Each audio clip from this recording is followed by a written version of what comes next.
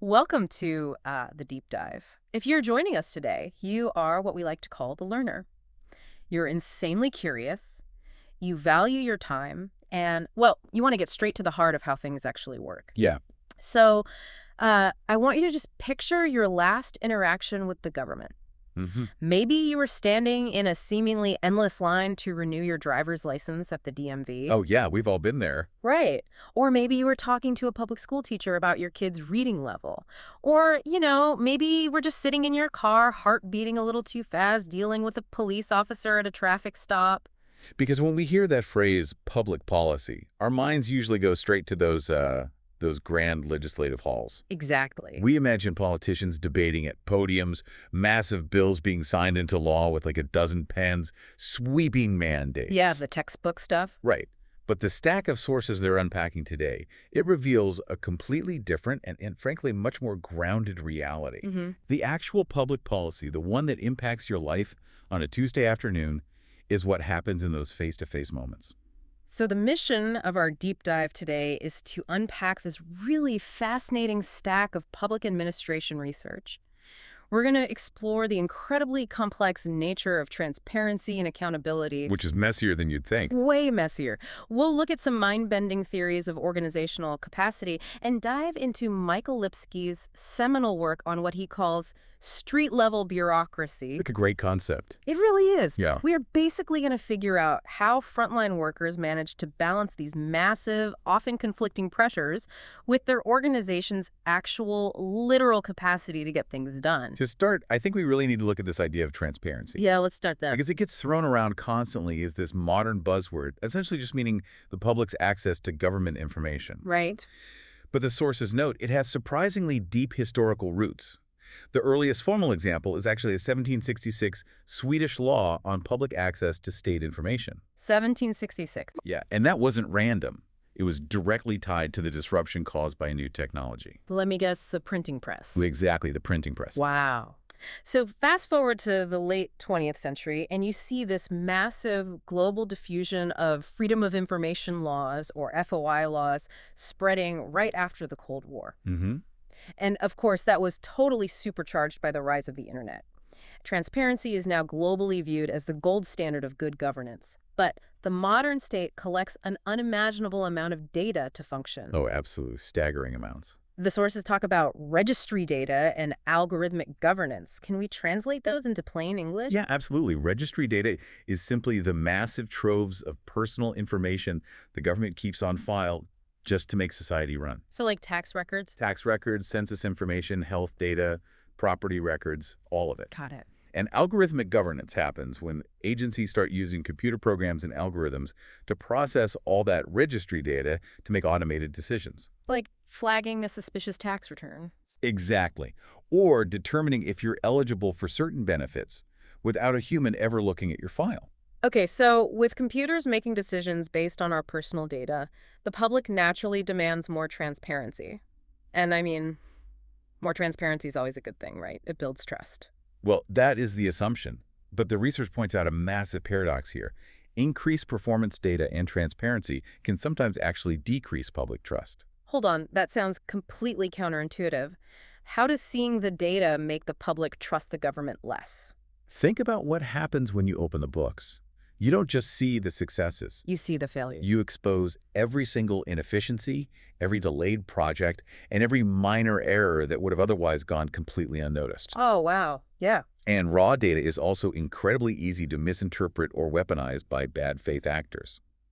Furthermore, for transparency to function effectively as a control mechanism over government, it requires a healthy dose of mistrust from the public to trigger those freedom of information requests in the first place. If you completely trusted the government, you wouldn't be demanding to see their emails. That makes a lot of sense. You also have this inherent trade-off with privacy.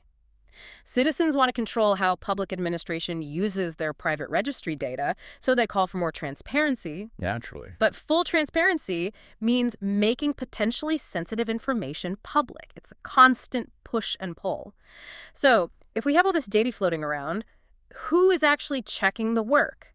How does an agency prove it's doing what it's supposed to do? That brings us to accountability.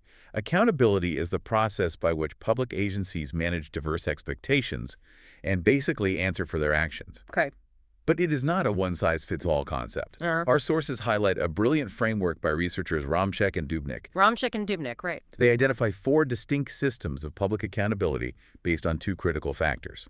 First, where the control comes from, so internal or external to the agency. Right. And second, how intense that control is, high or low. Let's break those down, because a perfectly accountable agency on paper can still be a disaster in reality if the systems clash.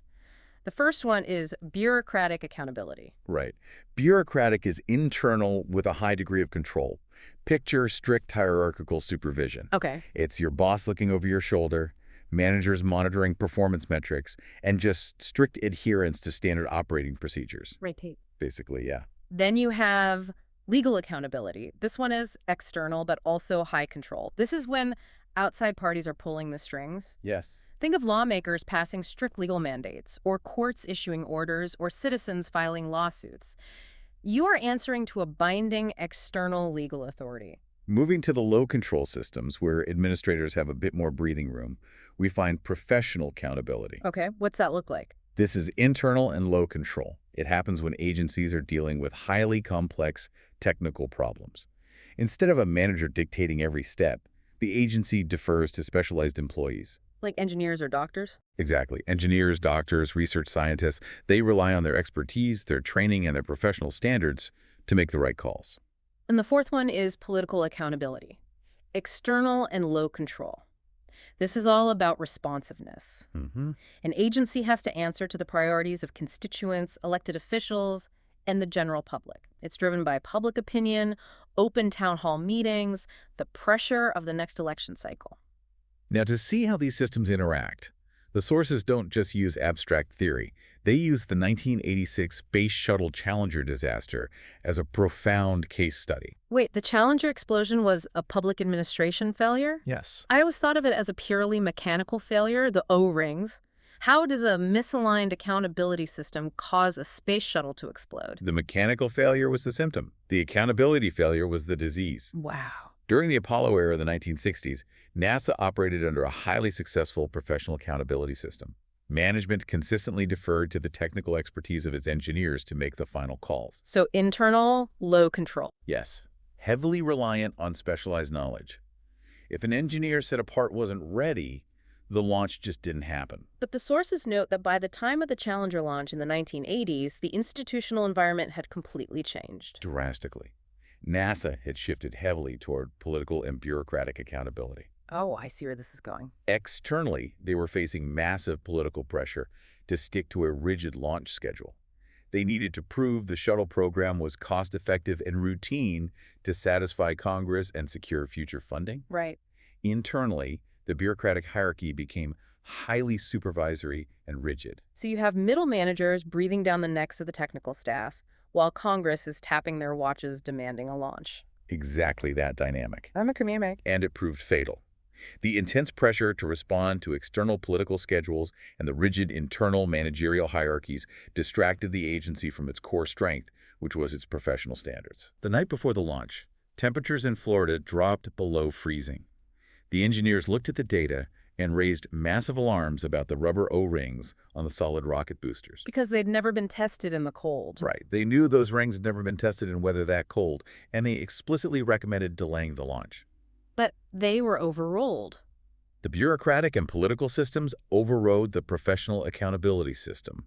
The managers essentially took off their engineering hats and put on their management hats. That is wild. The engineers' specialized expertise was sidelined to meet institutional and political demands, leading to the catastrophic failure the next morning.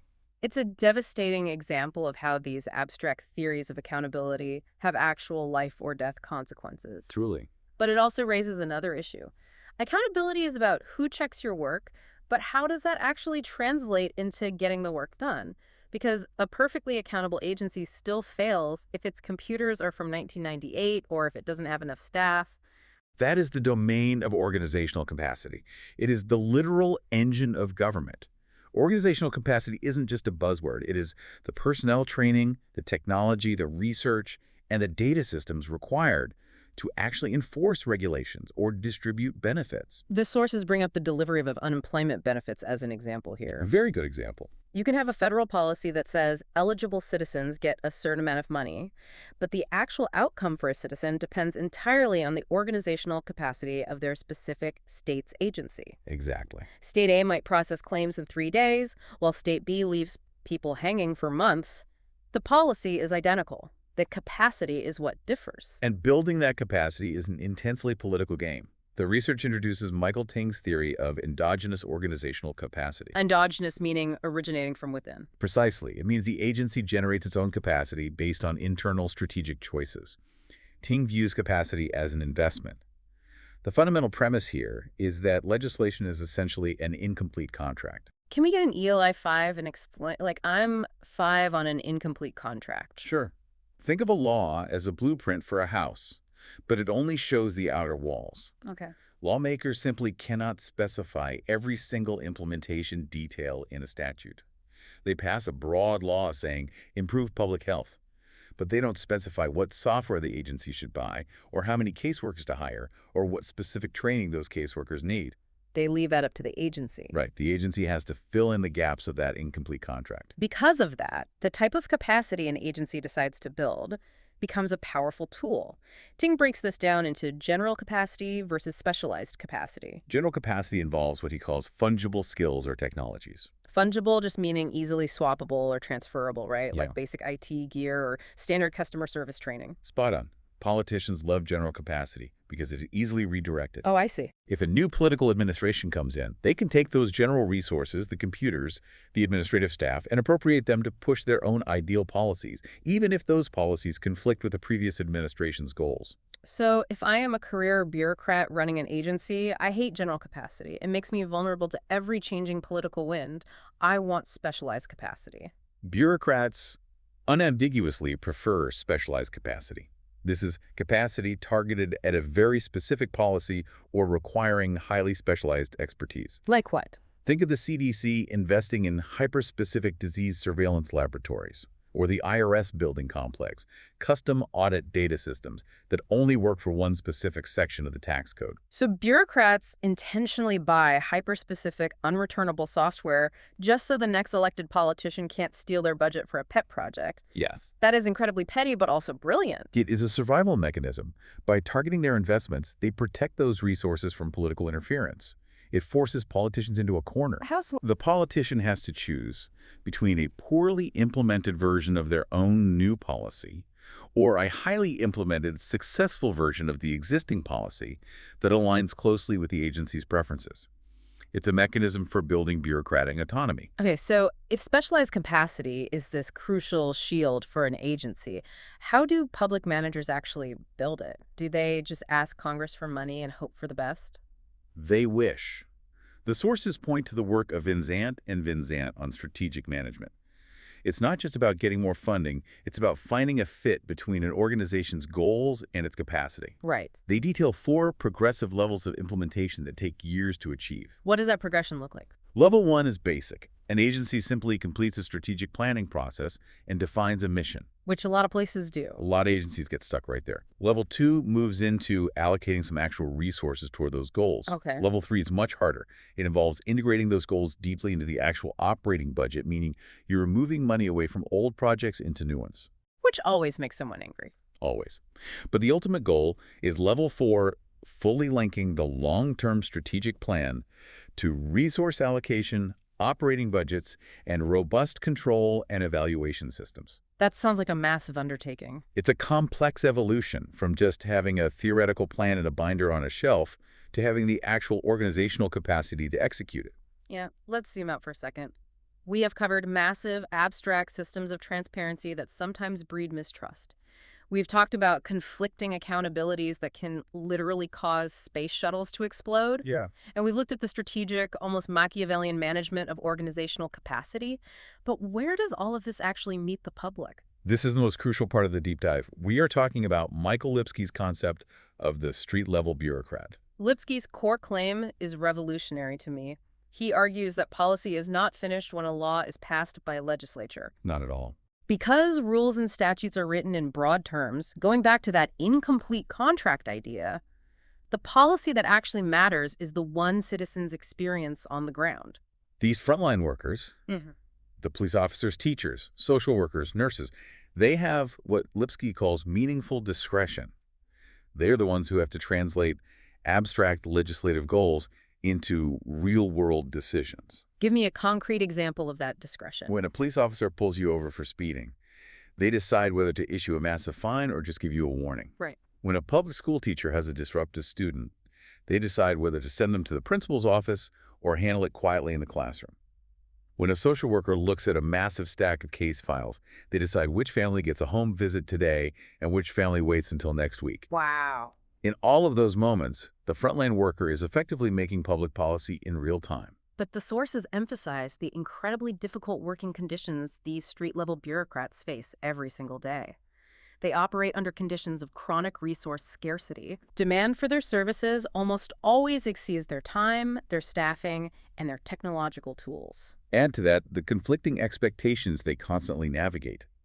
A social worker is expected to be deeply compassionate and responsive to individual human needs, while simultaneously strictly enforcing rigid eligibility rules, preventing any misuse of public funds, and meeting standardized performance targets set by a manager who hasn't seen a client in 10 years. It is structurally impossible to do all of those things perfectly at the same time.